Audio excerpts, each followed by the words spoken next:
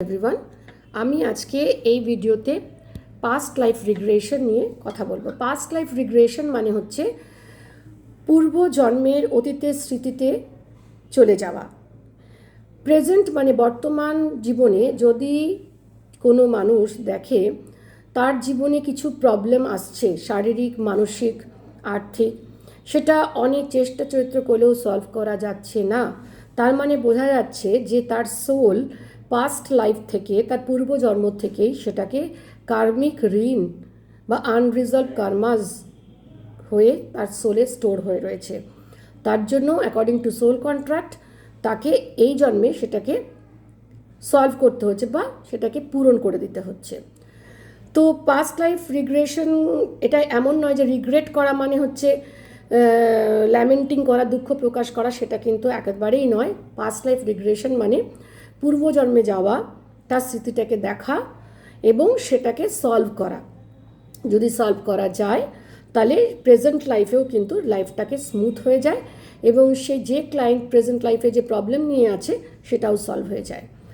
তো এইখানে যে থেরাপিস্ট সে কিন্তু পাস্ট লাইফে যায় না, সে তার থেরাপির মধ্যে দিয়ে মানে থেরাপিউটিক ট্রিটমেন্টের মধ্যে দিয়ে তার স্ক্রিপ্ট দিয়ে ক্লায়েন্টকে পাস্ট লাইফে নিয়ে যায়। ক্লায়েন্ট নিজেই যায়, নিজেই দেখে এবং নিজেই প্রবলেমটা সলভ করে।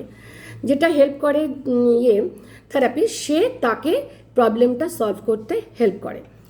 তো রিসেন্টলি বলবো না, প্রায় 6-7 মাস আগে আমার কাছে একটা ছেলে এসেছে, ফোন করেছে। সে বাইরে থাকে, ওয়েস্ট বেঙ্গলের বাইরে থাকে।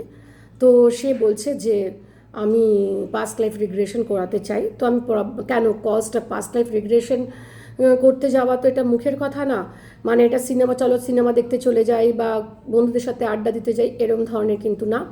খুব কঠিন প্রবলেম হলেই মানুষ পাস্ট লাইফ রিগ্রেশনে যায়, কারণ যে যায় তার কিন্তু একটু কষ্টই হয়। তো জিজ্ঞেস করলাম কেন, তো বলছে আমি যে এমএনসিতে আমি কাজ করছি সেখানে আমি প্রপার রিকগনিশন পাচ্ছি না, অনেক দিন ধরে চেষ্টা করছি জব চেঞ্জ করার, সেটাও হচ্ছে না। প্লাস আমি যেখানটাতে কাজ করছি, যে ডেডিকেশনে কাজ করছি, যেই প্রবলেমগুলো আমি সলভ করছি সেইটার আমি রেকগনিশন পাচ্ছি না, সেটা স্বীকৃতি আমি পাচ্ছি না। তার বদলে আমার ইমিডিয়েট যে বস আমার কাজটাকেই নিজের নামে চালিয়ে সে রেকগনিশন পাচ্ছে, সে সবার কাছ থেকে কমপ্লিমেন্ট বা প্রশংসা পাচ্ছে। এটা তো জানা কথাই, যে কোনো এমএনসি কোম্পানি বা যে কোনো কোম্পানিতে দেখবেন এই জিনিসটা মানে ক্র্যাবের মতন জিনিসটা চলে, কে কার পা ধরে টেনে নিচে নামানো হবে। আর এইটা ওর জীবনে মানে রিপিটেডলি হচ্ছে, এই কারণে ও ডিপ্রেশনে চলে যাচ্ছে, নিজের প্রতি কনফিডেন্সটা ব্রেক করছে। তো আমি তারপরে ওকে প্রথমে এজ রিগ্রেশন করালাম, কারণ যদি কোনো ওর প্রেজেন্ট লাইফে ছোটোবেলায় বা বড়োবেলায় কোনো রকম কোনো ঘটনা ওর জীবনে ট্রিগার করে থাকে, সেটাও কিন্তু প্রবলেম ক্রিয়েট হতে পারে। সেই জন্য আগে এজ রিগ্রেশন করিয়ে নিলাম। করিয়ে নেওয়ার পরের দিন আমি ওকে পিএলআরে নিয়ে গেলাম। পিএলআর করতে গিয়ে আমি দেখলাম ও 1617 সালে চলে গেছে। 1617 সালে যাওয়ার পর ও দেখলো একটা মেয়ে, বর্তমানে সে একজন পুরুষ, ওখানে গিয়ে দেখছে একজন মেয়ে।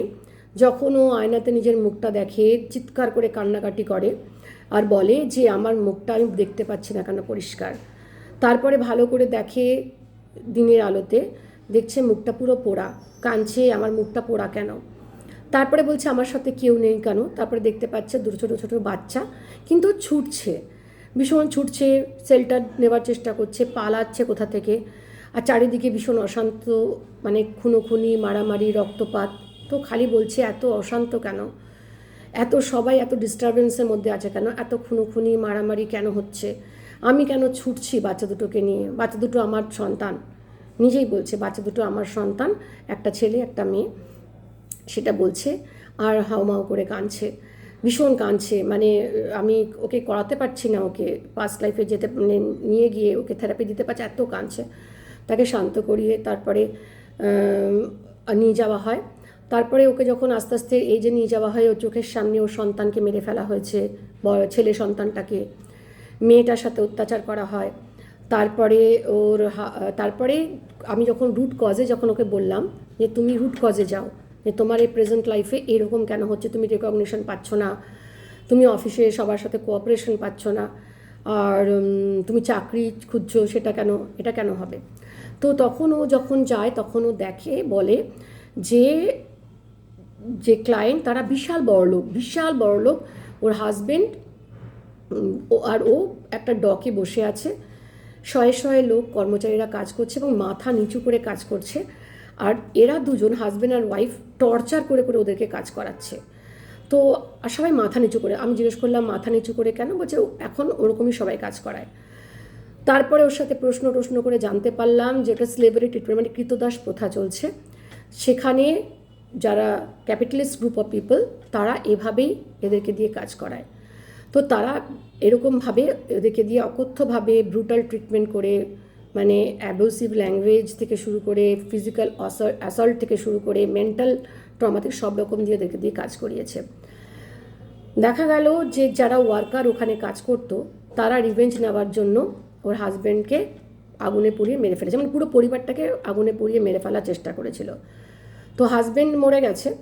তো এই যে ক্লায়েন্ট, সে তো মহিলা ছিলেন, সে নিজেকে মানে হাজব্যান্ডকে বাঁচাতে গিয়ে তার গোটা মুখ পুড়ে যায় এবং সে তখন উপায় না পেয়ে দুটো বাচ্চা নিয়ে ছুটে পালায় বাঁচানোর জন্য। তো যখন ছুটছে তখন পেছন ওরাও কিন্তু ধাওয়া করেছিল ওকে মেরে ফেলার জন্য। তারপরে বুঝতে পারলাম যে এই কারণটা ওরা স্লেভদেরকে বাজেভাবে ট্রিট করেছে বলে। তারপর আমি অ্যাজ এ থেরাপিস্ট আমি ক্লায়েন্টকে বললাম তাদের সাথে কথা বলো। বলছে আমরা কথা বলতে পারবো না, কারণ এটা আমাদের রুলসে নেই। আমরা যেহেতু মালিক পক্ষ, আমরা ওয়ার্কারদের সাথে ওভাবে কথা বলি না, এত সফট টোনে কথা বলি না, যে তোমায় কথা বলতে হবে।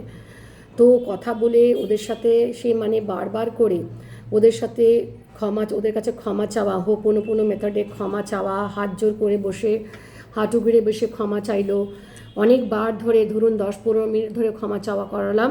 তখন ওরা মুখ তুলে তাকিয়েছে। তখন আমি জিজ্ঞেস করলাম তোমার ওয়ার্কাররা তোমার থেকে কিছু বলছে? বলছে হ্যাঁ, এতক্ষণে ওরা আমার দিকে মুখ তুলে তাকাচ্ছে। আলাম কিরম করে তাকাচ্ছে? সেরকম কোনো অ্যাগ্রেসিভ লুক? বলছে না, এখন অ্যাগ্রেসিভ কোনো লুক নেই বা কোনো রকম কোনো অ্যালিগেশনও আমাকে দিচ্ছে না। তো একটা হাসি। তো আমি তখন বললাম যে ওরা কি চায় জিজ্ঞেস করো। তখন ও জিজ্ঞেস করছে, তখন বলছে ওদের ছোট্ট ডিম্যান্ড, বলছে আমাদের থাকার ব্যবস্থা করে দিন, আমরা ঠিকমতো খেতে পাই না সেটার ব্যবস্থা করে দিন। তখন ক্লায়েন্ট কাঁদছে আর বলছে এত ছোট্ট ডিম্যান্ড ওদের ছিল, আমরা কখনো লক্ষ্যই করিনি। যেটা করেছে ওরা ঠিক করেছে, আমাদেরকে আরও কঠিন শাস্তি দেওয়া উচিত ছিল। ক্লায়েন্ট নিজে বলছে ওখানে আমাদেরকে আরও কঠিন শাস্তি দেওয়া উচিত ছিল, কারণ আমরা ডিজার্ভ করি ওরকম। যাই হোক, তারপরে সেই রকম জায়গাতে তাদেরকে আমি বললাম থাকার ব্যবস্থা করে দাও। কিছুক্ষণ সেই জায়গাটা থেকে ওদেরকে একটা থাকার ব্যবস্থা, ঠিক মতন খাওয়ার ব্যবস্থা, তাদের সাথে ফ্রেন্ডলি রিলেশন করিয়ে তখন দেখছে স্লেভরা ভীষণ ভালো তার সাথে ভালো ব্যবহার করছে, একটা সুন্দর পরিবেশ। তো সেই জায়গা থেকে তখন আমি ক্লায়েন্টকে আস্তে আস্তে প্রেজেন্ট লাইফে নিয়ে আসলাম। প্রেজেন্ট লাইফ থেকে তারপরে এজ রিগ্রেশনে নিয়ে গেলাম, এই এজ প্রোগ্রেশনে নিয়ে গেলাম। এজ প্রোগ্রেশনে নিয়ে যাওয়ার পর দেখলাম ও সেটেলড আছে, খুব হ্যাপি লাইফ। তারপরে আমি তাকে করে দিলাম, তাকে সেখান থেকে নিয়ে এসে প্রেজেন্ট লাইফে নিয়ে এসে তাকে রিলিজ করিয়ে দিলাম। তো তারপরে আমি তাকে কিছুদিন পর ফোন করতাম, সে কেমন আছে, সে আমাকে ফোন করতো কেমন আছে। তো এই পিএলআর করার পর যেটা হয়েছিল, তার 10 থেকে 12 দিনের মধ্যে ও কিন্তু ডাইরেক্টলি ও প্রতিবাদ করেছিল যে যেই জিনিসটা আমি করেছি সেই জিনিসটা আমি স্বীকৃতি পাচ্ছি না। তো ডাইরেক্টলি প্রতিবাদ করেছিল যে আমি এই টিমে থাকবো না। সঙ্গে সঙ্গে ওর যে এইচআর ছিল, এইচআর তখন বলল তুমি এত ভেঙে পড়ো না, রেগে যেও না, তুমি এই টিমে 2 দিন থাকো, আমি আগে কথা বলি তার সাথে। তো ওর যে প্রজেক্ট ম্যানেজার তার সাথে কথা বলা হলো, ওকে টিম চেঞ্জ করে দেওয়া হলো, তারপরে খুব ভালো কাজ করতে লাগলো। তো আমি এতদিন ভিডিওটা দিয়ে নিয়ে আমি আরেকটু ওর প্রোগ্রেসটা দেখতে চাইছিলাম। রিসেন্টলি আমাকে ফোন করে জানানো হয় যে ও একটা ভীষণ ভালো কোম্পানিতে চাকরি পেয়েছে, যা মায়না তার ডাবল মায়নাতে চাকরি পেয়েছে। খুব খুশি সে। আরও কিছু ভালো ভালো কোম্পানিতে ও ইন্টারভিউ দিচ্ছে, ওটার কথা হয়েও আছে, তবে রিসেন্টলি রেজাল্ট এখনও আসেনি, তবে আশা করা যায় এর থেকেও আমি বেশি আশা করেছি ওর কাছ থেকে। তো দেখুন, একটা পিএলআর করলে লাইফটা কত স্মুথ রানিং হয়ে যায়। আমরা বলি রাহুর দোষ, কেতুর দোষ বা শনি 7.5, এগুলো কিন্তু সত্যি একটা প্রেডিকশন মাত্র, কিছুই না। শনিদেবের কোনো কিছুর তার কোনো খেয়ে দিয়ে কাজ নেই, বা তার এমন কিছু সে খারাপ নয় যে প্রত্যেকটা মানুষকে শাস্তি দেবে। কেউ কোনো দিন কোনো হায়ার এনার্জি কোনো সুপ্রিম পাওয়ার কখনো কোনো মানুষকে শাস্তি দেয় না, বাবা মা কখনো তার সন্তানকে শাস্তি দেয় না। ওটা আমরা ভাবি হয়তো যে আমাদেরকে শাস্তি দিচ্ছে, কিন্তু সত্যি কথা বলতে কখনো শাস্তি দেয় না। শনিদেব যেটা চান সেটা হচ্ছে ডিসিপ্লিনড লাইফ চান। তো এই যে আমরা বলি প্রেডিকশন যেটা অ্যাস্ট্রোলজাররা করে, রাহু কেতু হ্যান মানে অনেক কিছু বলে, তো সেইটার থেকেও বড় কথা হচ্ছে আপনি যদি নিজের মনটাকে স্টেবল করতে পারেন, পজিটিভ ভাইব রাখতে পারেন এবং ইউনিভার্সের কাছে সারেন্ডার করতে পারেন, তাতে কিন্তু প্রবলেম আপনার 50% সলভ হয়ে যাবে। তারপর তো নিজের চেষ্টা, নিজের ভাগ্য তো রয়েছে। সেটার জন্য আমি বলছি এই পিএলআরটা কিন্তু ভীষণ ভালো কাজ দেয়। আমরা ভাবি যে পিএলআর কী করে কাজ দেয়, পূর্বজন্মের আমাদের কোনো আনরিজলভ কার্মাস বা কার্মিক ডেপ্থ আমাদের এই জন্মে কী করতে পারে, অনেক কিছু করতে পারে। এই ক্ল্যানটার যে সফলতা, তাতেই আপনি বুঝতে পারবেন যে কতটা কিছু করতে পারে। পূর্বজন্মে যদি আমাদের আনরিজলভ কার্মাস থাকে বা কোনো রকম কার্মিক ডেপ্থ থাকে, সেটা যদি আমরা সেই লাইফে সলভ করে আসতে পারি থেরাপির মধ্যে দিয়ে, তাহলে এই লাইফটা কিন্তু অনেক স্মুথ রানিং হবে। থ্যাংক ইউ সো মাচ এতক্ষণ আমাকে শোনার জন্য। Thank you. Stay blessed. God bless you. Thank you.